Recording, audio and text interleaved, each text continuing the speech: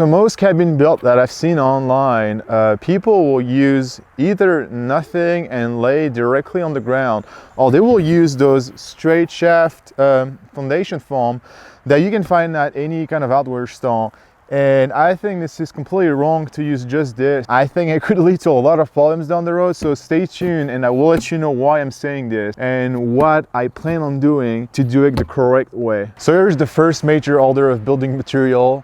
I have everything I need here for the foundation and other stuff, but we're really going to focus on the foundation this morning. So I'm going to start introducing a little counter here on the screen where I'm going to show you, how much expenses I've, spent so far on this project, and I'll keep updating it as I, order more material.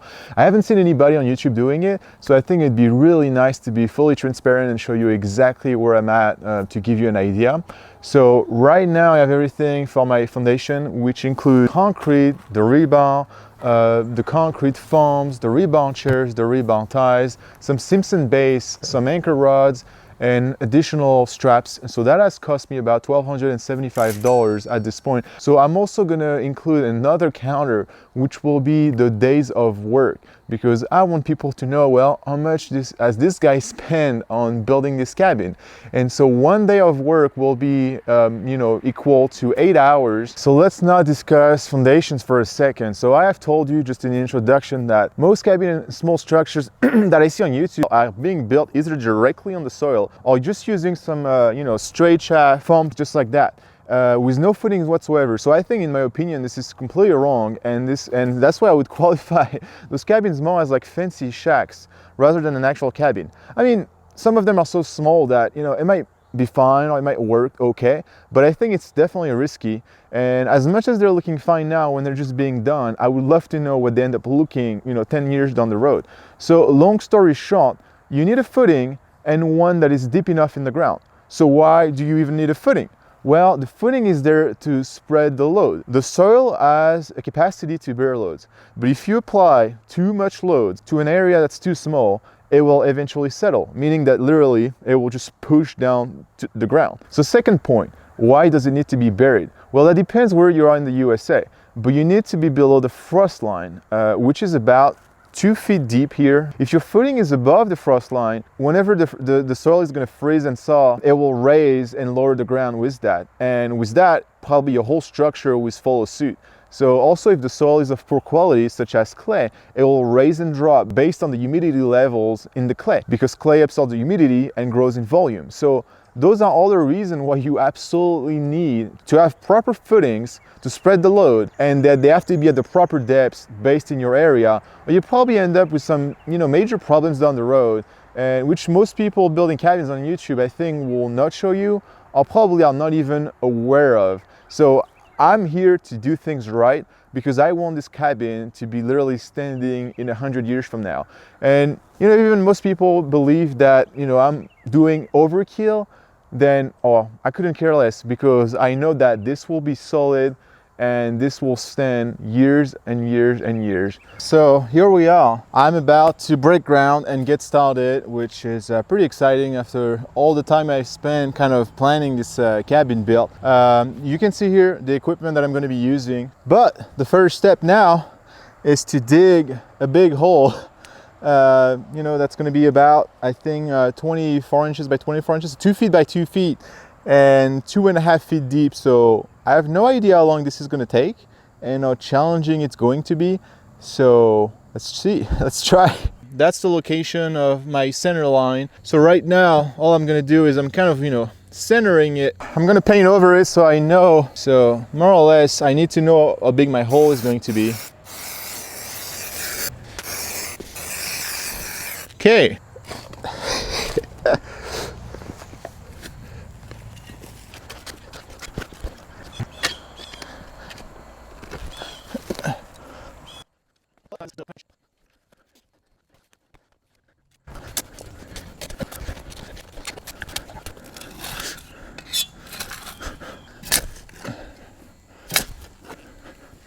Honestly, the soil is pretty good. I really don't have to struggle too much. A small shovel is pretty good for doing the edges, because you really want them to be, just really nice and vertical because I don't want to have to over dig more than I need to. All right, how deep are we? Curious. 15 inches. Wow. Yeah, 30 inches is going to be pretty freaking deep.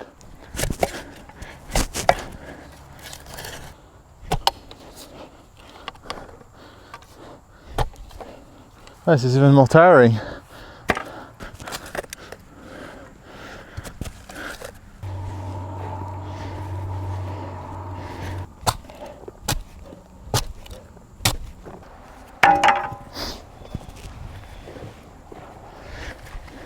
We're getting there, people. So I said I was gonna do 2.5.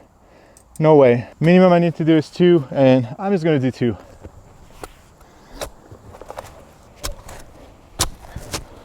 All right, so I don't know, maybe it took an hour or so, maybe less. But yeah, here's the hole, 2 feet deep.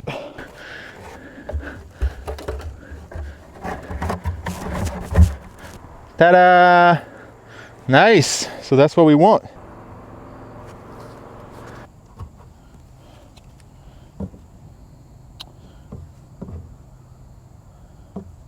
This is kind of annoying. Yeah.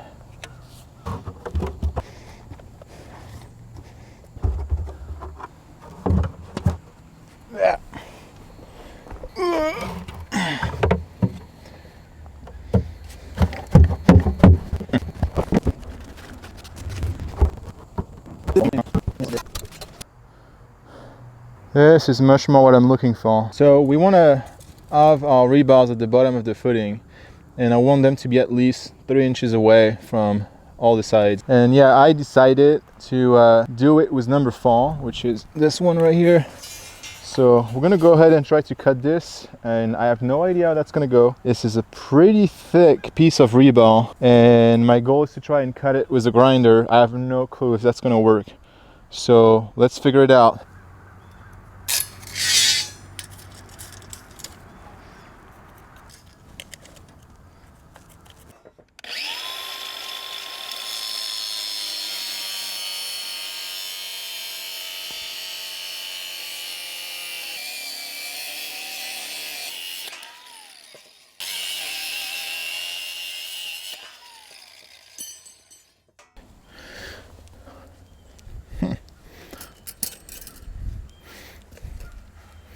Possibly could do something like this. See, kind of something like this. And yeah, and then we'll have 3 on top. So I'm gonna tie everything. So to do that, you just use rebar ties. I mean, I think you can do it several ways. I don't know if I'm doing it the right way, but honestly, as long as it just stays in place, I don't really care much. You don't tie it too much because you'll break it. Those things are not that strong. Okay, let's do this other one. So that one's good. This is pretty fun. This is nicer than digging holes or moving bags of concrete, I can tell you that. Ooh.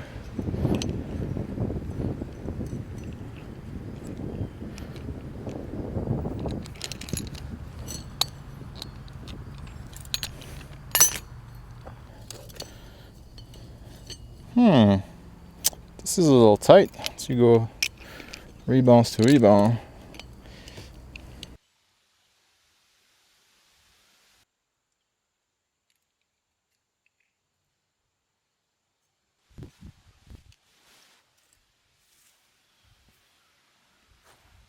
So I need to see where, yeah, wow, all the way. So then it kind of wants you to like cut what you're not using so that it doesn't kind of mess the flow of concrete.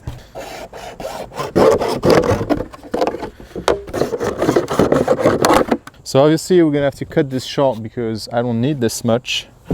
So that's what we're about to measure. I need to know how much this needs to stick out, because I haven't mentioned it, but because the side of the cabin is going to be so high, remember, I have to go all the way to here, but it's going to be so much concrete and so much weight to try and go all the way here. So my solution is I'm probably gonna go just 1 foot above ground, so about here, and then I'll have a 6x6 post that will, support this corner. And I plan on doing this for every footing and every pier of this exterior line, because that's where most of them are 3 to 4 foot above grade. So it will be much easier. 12 inches above ground is about here. I measured everything from the bottom and sort of, did this mark.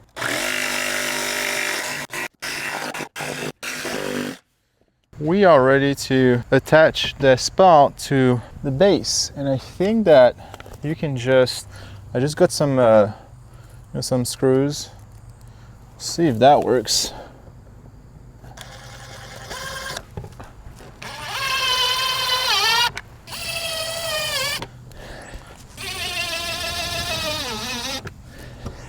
Next step, now that we have this one piece, is I need to build a rebar cage that's gonna go in here. You know what, most people probably wouldn't do it, but obviously I'm overkill, so I'm gonna do it. If I measure this, we're at 33 inches.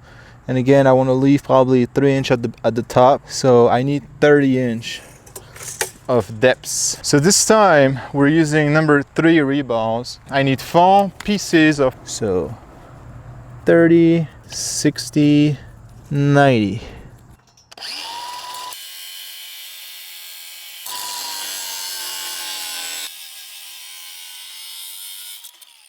I'm trying to build like a little square, and then I need little pieces that are going to be 4 inches to kind of connect it all. And I'm probably going to cut, one here, one at the middle, one at the end.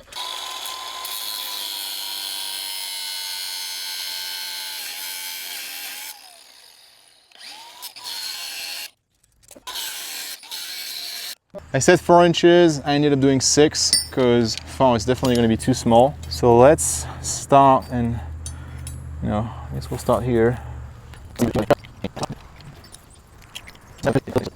Okay, so here's what kind of looks like now.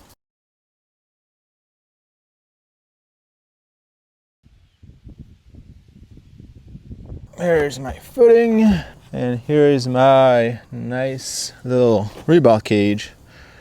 So which will go somewhere here. I'm also going to install an anchor rod in the middle because that's what's going to be attached to the column base. And because I want to be extra conservative, I want to also add those 2 straps in the concrete, which will go strap themselves to the post, making it a really, really solid connection. So you just want to locate the middle point. And this will be for your anchor bolt. You'll use one of the washer.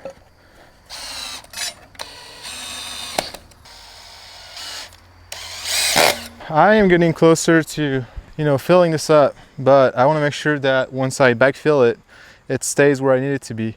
So I just put like an old bolt here, trying to still level this thing. So as you can see, I braced it in both directions.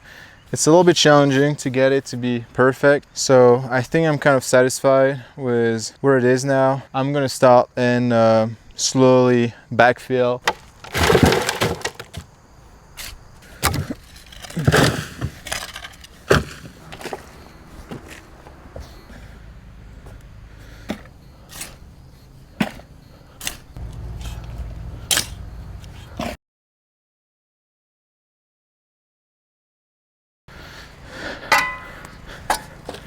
So it's pretty cool. I mean, look at this. So it's fully backfilled now, and you can see the rebar at the bottom.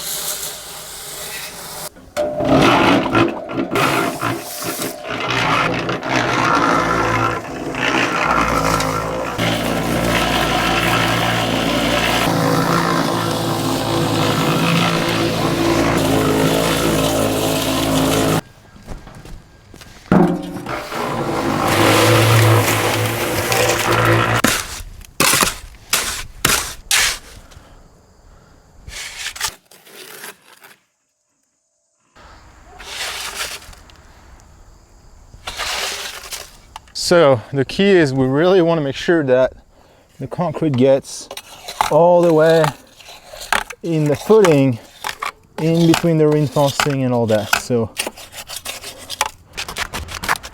the same, use one of the rebars, and I would probably kind of, prob it. You're trying to really get rid of any kind of like air bubble or anything.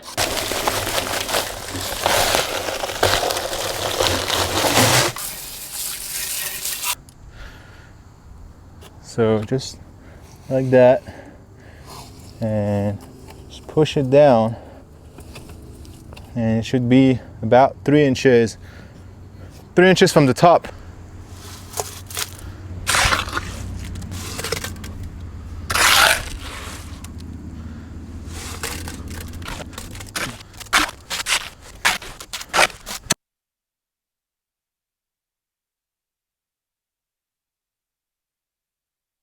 I'm done with the first one. I have another 11 to go. This is pretty insane.